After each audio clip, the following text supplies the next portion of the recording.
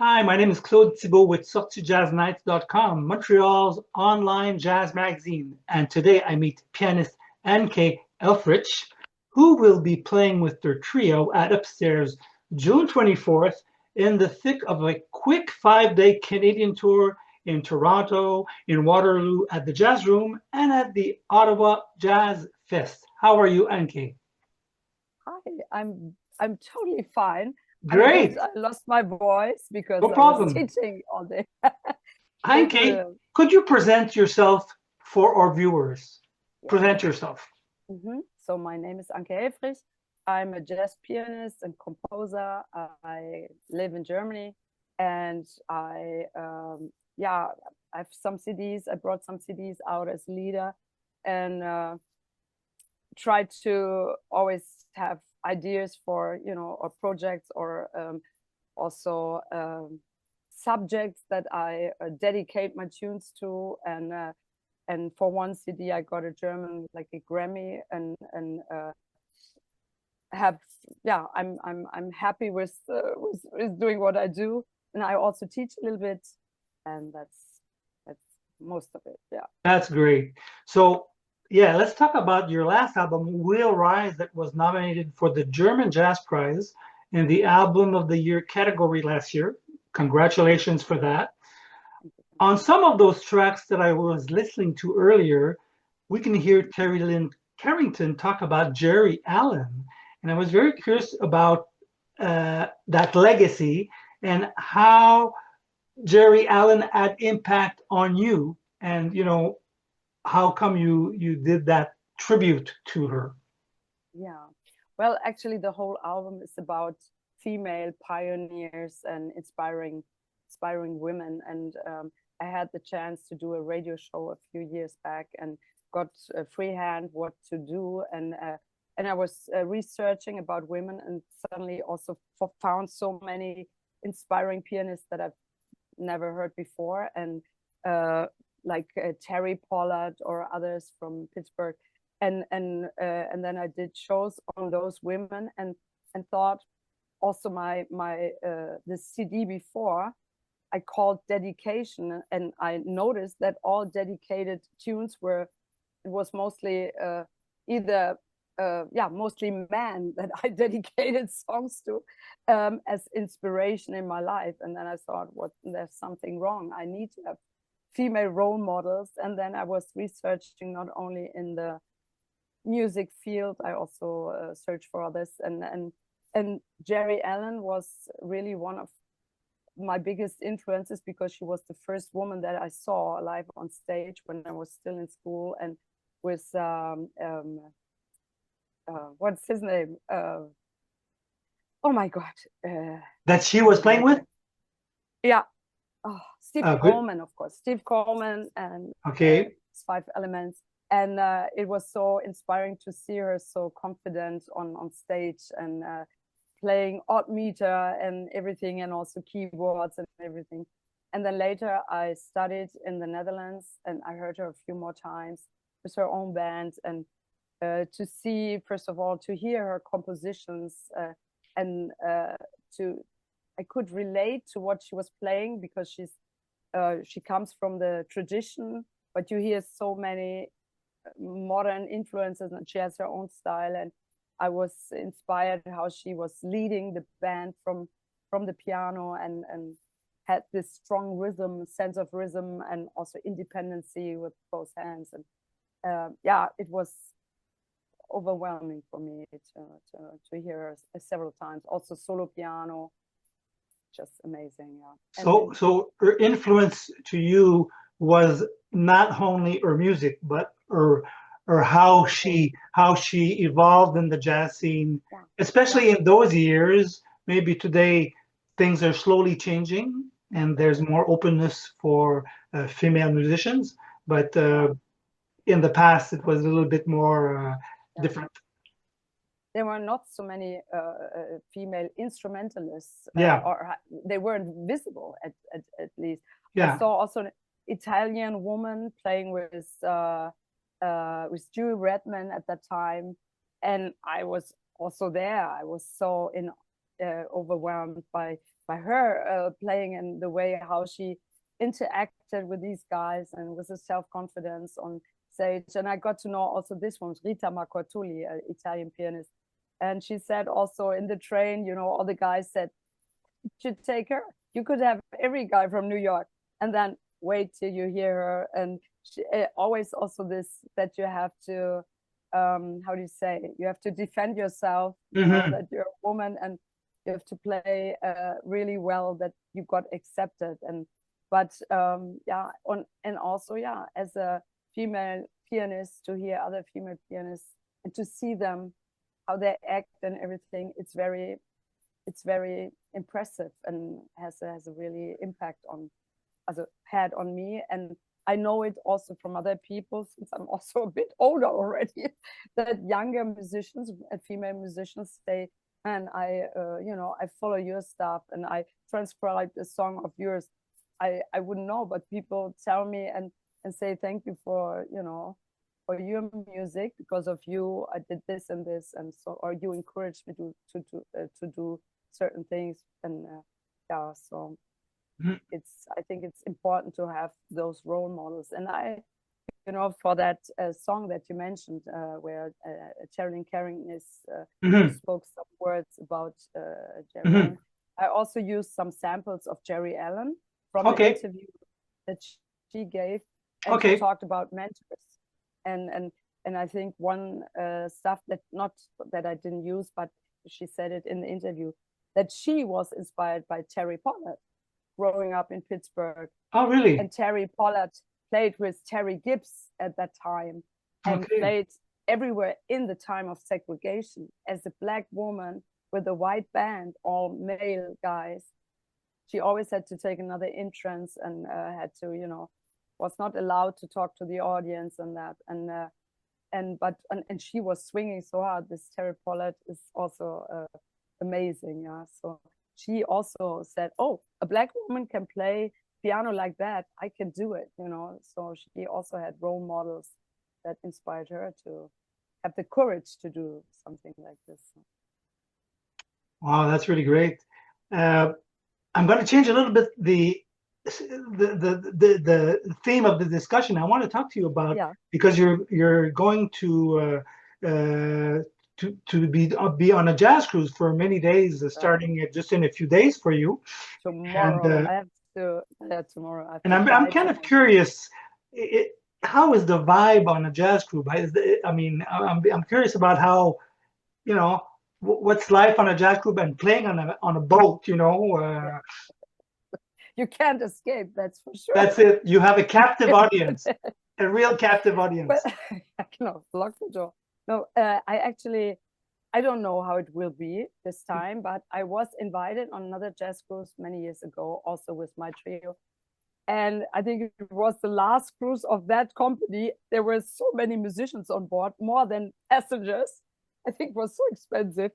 And they were all the German legends. I won't mention them now, but very, how do you say, people that you grow up with and that are heroes in Germany. Yeah, your peers. So your peers. Yeah, exactly. And then you could hang with them. You could hear the stories from Victor Borge. One guy, he knows Victor Borge, told things about that. And the next one tells stories with whom he played, and you could exchange. And the wife of the other said, you know, my husband is almost blind. Can you bring him after the session to the room? And we played for, I don't know, 7 days or so on a cruise from the morning to the evening. Had jam sessions, and was very inspiring, I have to say. And yeah, but I mean, I think now it will be different. It's only Gregory Porter and his band, and another singer, Kat Eaton. I never heard of her before. I think it's more a bit poppier what she's doing, and my trio. So 3 jazz bands, and yeah, we play on different schedules, and we also have jazz talks. We get interviewed, and I hope to meet Gregory Porter again. Of course, he was, when I got this Grammy, he was announcing me. We played live at that in that evening, and so I hope to get the chance to also talk to him, or maybe there's a jam session also. Yeah, he's I hope it will be. I hope it will be nice. I'm sure. And I also look forward to be together with my trio and get prepared also for Canada, because we go afterwards directly to Canada. And also some people who heard that I will be on the cruise, booked right away a ticket to come to the jazz cruise. So I will meet a lot of friends who especially come because we are on the boat. Yeah, so I'm excited to do it. Talking about your trio, so the musicians that you're coming with in Montreal are the ones you'll be on the jazz cruise. Yes. And you've are the same musicians who've been with you for many years? Yeah. Also, the bass player actually knows since almost my first tour abroad in Spain in the 90s. Wow. And yeah, but we sometimes they were in between other. Sometimes I changed of course. But we always played in a way together, and now since many years we play together. And the drummer is since 2006, also almost 10 years we played in that lineup. And I have to say, yeah, it is also sometimes you have maybe a few weeks you don't have anything, and then you go on tour, you don't have much time before, but you sit down, you play, and it's such a lot of trust, you look at them, they understand your cues, you don't have to do much. They know the music, they know exactly what you intend with what you wrote and what you mean with it. And yeah, and the bass player is actually also a very good, it's Steve Mafur, the name is Steve Mafur. He's very good in, how do you say, bowing, also playing with the bow. Yeah, playing with the bow. Playing with the bow, yeah. I don't know the exact term, but I know, understand. So, and he really also in ballads, he's using the bow, and it's really touching. My mother always cries when she hears him do that, because it's really he's and so creative, and the drummer is very creative. It's beautiful. I'm looking forward to play several gigs and to get back together for a period of time. Should be great. Yeah. Anke, in your wildest dreams, tell us about 3 artists alive or not alive, jazz or classical or whatever, that you've always wanted to play with. It's a great question, I have to say. I just have to think of it. I think Jerry Allen would have been someone to play duets with, to hear how she reacts on things, to get input and also to exchange. I would have loved that.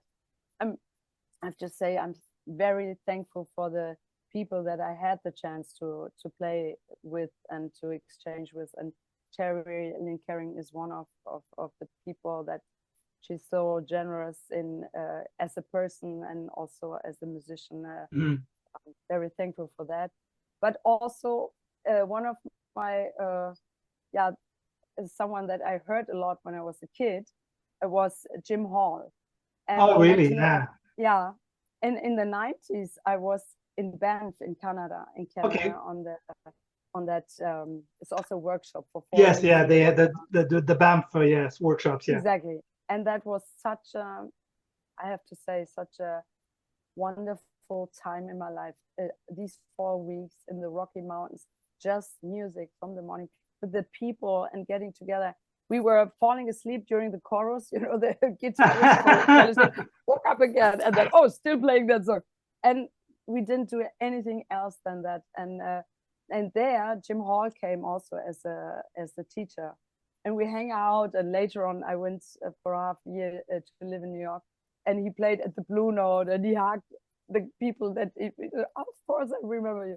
And I think I loved so much his way of playing and his sound, but also John Scofield is a hero of mine.